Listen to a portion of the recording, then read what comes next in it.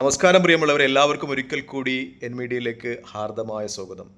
Elon മസ്കും ഐക്യരാഷ്ട്രസഭയിലെ Iranian അംബാസിഡറും തമ്മിൽ അനുരഞ്ജന ചർച്ചകൾ നടക്കുവാൻ സാധ്യതയുള്ളതായി റിപ്പോർട്ടുകൾ വരുന്നുണ്ട്. കാരണം മിക്കപ്പോഴും ഇറാൻ്റെ ഉപരോധം വരെ നീക്കം ചെയ്യുന്ന രീതിയിലാണ് ചർച്ചകളുടെ ഉപാധി എന്ന പേരിലൊക്കെ ചില മാധ്യമങ്ങൾ റിപ്പോർട്ട് ചെയ്യുന്നുണ്ട്. കാരണം അത്രത്തോളം ഇസ്രായേൽ പെട്ടുകഴിഞ്ഞു എന്നാണ് സംഗതികൾ സൂചിപ്പിക്കുന്നത്. ഇറാൻ്റെ മേൽ പതിറ്റാണ്ടുകളായി യൂറോപ്യൻ യൂണിയനും അമേരിക്കയുമൊക്കെ തുടരുന്ന ഉപരോധങ്ങൾ പോലും നീക്കം ചെയ്തുകൊണ്ട് ഒരു അനുരഞ്ജന ചർച്ചയിലേക്ക് സംഗതികൾ നീങ്ങുന്നു എന്ന രീതിയിലൊക്കെ അന്താരാഷ്ട്ര മാധ്യമങ്ങളൊക്കെ സൂചിപ്പിക്കുന്നുണ്ട്. നേരത്തെ നമ്മൾ ചർച്ച ചെയ്താണ് ഇസ്രായേലി പ്രധാനമന്ത്രിയുടെ ഒരു ദൂതൻ റഷ്യയിലെത്തുകയും ഹിസ്ബുള്ളയെ അനുനയിപ്പിക്കുന്നതിനായുള്ള തീരുമാനങ്ങളുമായി മുന്നോട്ട് പോകണമെന്ന നിർദ്ദേശങ്ങളൊക്കെ ഉണ്ടാകുകയും ചെയ്തു. പക്ഷേ ഹിസ്ബുള്ളയുടെ ഒരു തീരുമാനമെന്ന് പറയുന്നത് അവരുടെ പരമോന്നത നേതാവ് ഹസൻ നസറുള്ളയുടെ ഒരു വസിയത്താണ്. അദ്ദേഹം മരിക്കുന്നതിന് മുമ്പ് ചെയ്ത വസിയത്ത്, ഗസയിൽ എപ്രകാരം സമാധാനം പുലരുന്നുവോ അതുവരെ ഇസ്രായേലുമായി യാതൊരു തരത്തിലുള്ള രമ്യതയും ഏതൊരു തരത്തിലുള്ള ഒത്തുതീർപ്പുകളും ഉണ്ടാകരുതെന്നാണ്. ഹിസ്ബുള്ള അവരുടെ നേതാവിൻ്റെ വസിയത്തിൽ ഉറച്ചു നിൽക്കുന്നു എന്ന രീതിയിലാണ് റിപ്പോർട്ടുകൾ സൂചിപ്പിക്കുന്നത്. കാരണം അത്രത്തോളം ശക്തമായ പ്രതിരോധങ്ങളാണ്, അത്രത്തോളം ശക്തമായ അക്രമങ്ങളാണ് ഇസ്രായേലിന് നേരെ നടന്നുകൊണ്ടിരിക്കുന്നത്. അതാണ് ഇപ്പോൾ ഇലോൺ മസ്ക് ഇറാനിയൻ അംബാസിഡർ വഴിയും അതുപോലെ ഇസ്രായേലി പ്രധാനമന്ത്രിയുടെ പ്രത്യേക ദൂതൻ റഷ്യയിലെത്തി ഹമാസുമായിട്ടൊക്കെ ഒത്തുതീർപ്പിന് ശ്രമിക്കുന്നത് എന്നതാണ് യാഥാർത്ഥ്യം.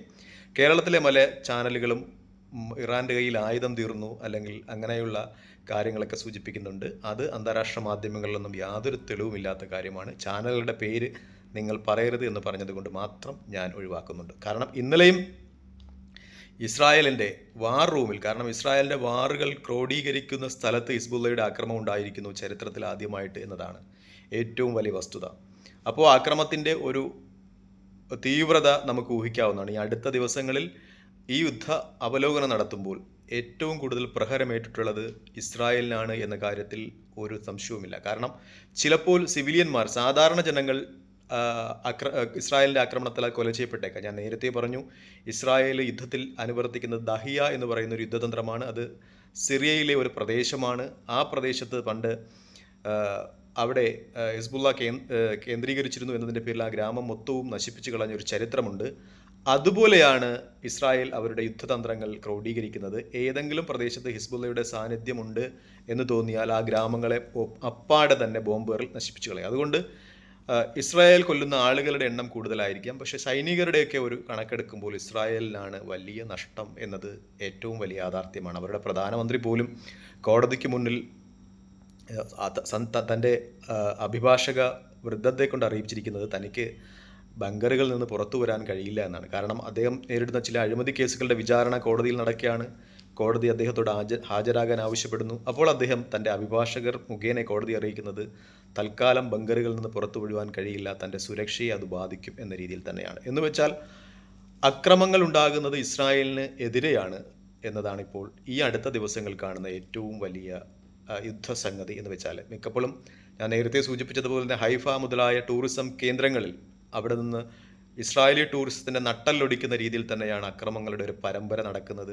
പ്രത്യേകിച്ചും അവർ ഇപ്പോൾ അവരുടെ വ്യാവസായിക ശാലകൾ, അതുപോലെ ആയുധ സംഭരണശാലകൾ, അതുപോലെ തന്നെ കാർഷിക ഉപകരണങ്ങൾ അല്ലെങ്കിൽ അതുപോലെയുള്ള സംഭരണശാലകൾ ഒക്കെ ലക്ഷ്യമാക്കി ഹിസ്ബുള്ളയുടെ ആക്രമണം കൂടുതൽ ശക്തമാകുന്നു എന്ന രീതിയിൽ തന്നെയാണ് റിപ്പോർട്ടുകൾ സൂചിപ്പിക്കുന്നത്. മറ്റൊന്നുകൂടി ഞാൻ പറഞ്ഞു, റഷ്യയുടെ മിസൈലുകളുടെ സാന്നിധ്യം അത് ഏറ്റവും കൂടുതൽ ഈ സമയത്ത് കാണുന്നതാണ്. കാരണം ഇറാൻ ഈ അടുത്ത കാലത്ത് റഷ്യയിൽ നിന്നൊക്കെ പർച്ചേസ് ചെയ്ത മിസൈൽ ഹിസ്ബുള്ളയുടെ കൈവശം എത്തിക്കുകയും അവർ കൂടുതൽ ആധുനികമായ രീതിയിൽ അത് ഇസ്രായേലിനെതിരെ വിക്ഷേപിക്കുകയും ചെയ്യുന്നതാണ്. മറ്റൊന്ന്, സിറിയയിൽ ആക്രമണം, സിറിയയിലെ ചില കേന്ദ്രങ്ങൾ ഇറാനി സൈനികത്തിൻ്റെ അല്ലെങ്കിൽ അവരുടെ ട്രെയിനിങ്ങുമായി ബന്ധപ്പെട്ട കേന്ദ്രങ്ങളിലൊക്കെ ഇസ്രായേൽ ആക്രമിക്കുന്ന സംഭവങ്ങളുണ്ടായി. അപ്പോൾ റഷ്യ വാണിംഗ് കൊടുത്തിട്ടുണ്ട്, അതിനടുത്തൊക്കെ തന്നെ ഞങ്ങളുടേതായ സൈനിക കേന്ദ്രങ്ങളുണ്ട്, അവിടെ എന്തെങ്കിലും കേടുപാടുകൾ പറ്റിയാൽ സംഗതി വഷളാകും എന്ന രീതിയിൽ റഷ്യയും യുദ്ധത്തിലേക്ക് ഇടപെടുവാൻ എന്ന രീതിയിൽ സജ്ജമായി നിൽക്കുമ്പോൾ ഇസ്രായേൽ കൂടുതൽ പ്രതിരോധത്തിലാകുകയാണ്.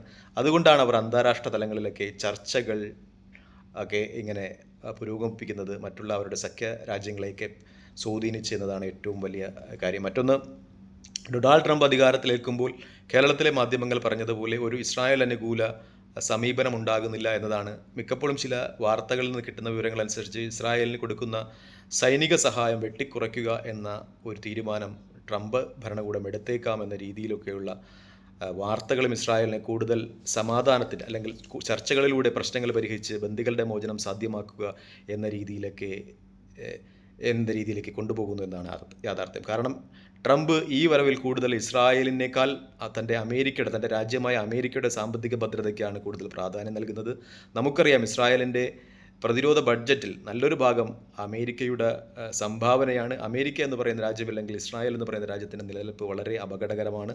പക്ഷേ ഇപ്രാവശ്യം ട്രംപ് കൂടുതൽ ഇസ്രായേൽ അനുകൂല മനോഭാവം കാണിക്കുവാൻ തരമില്ല. മറിച്ച് തൻ്റെ രാജ്യത്തിൻ്റെ സാമ്പത്തിക ഭദ്രത കൂടുതൽ ദൃഢമാക്കുവാനായിരിക്കും ശ്രമിക്കുക എന്നത് ഇസ്രായേലിനെ കൂടുതൽ പരിതാപകരമാക്കുന്നു എന്ന് തന്നെയാണ് റിപ്പോർട്ടുകൾ സൂചിപ്പിക്കുന്നത്. നന്ദി, നമസ്കാരം. ചെയ്യുന്ന മറ്റൊരു വീഡിയോയുമായി കാണുന്നവരെ പ്രാർത്ഥനയിൽ ഉൾപ്പെടുത്തുക. വീഡിയോ ഇഷ്ടപ്പെടുന്നുണ്ടെങ്കിൽ ലൈക്ക് ചെയ്യുക, ഷെയർ ചെയ്യുക, കമൻറ്റ് ചെയ്യുക. ദയവായി പ്രാർത്ഥനയിൽ ഉൾപ്പെടുത്തുക. ബെൽ ബട്ടൺ എനേബിൾ ചെയ്യുക. ജയ് ഹിന്ദ്. മറ്റൊരു വീഡിയോയുമായി കാണുന്നവരെ പ്രാർത്ഥനയിൽ ഉൾപ്പെടുത്തുക. ജയ് ഹിന്ദ്.